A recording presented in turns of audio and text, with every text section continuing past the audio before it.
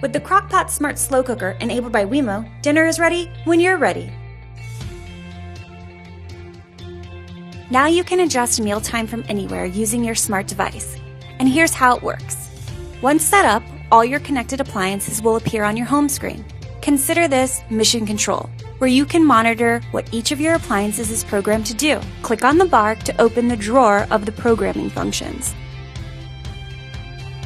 This is where you can set your temperature and cook time settings.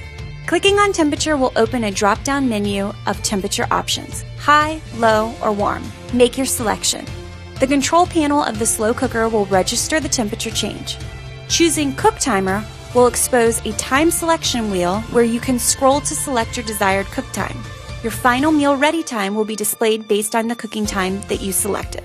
Click Done to save your settings and exit the main menu of the app. If you ever want to modify your cook time or temperature, open the slow cooker drawer from the main menu and you'll be prompted to modify your settings. Here you can follow the same process for changing the temperature or cook time, and your slow cooker will update to the desired schedule you set.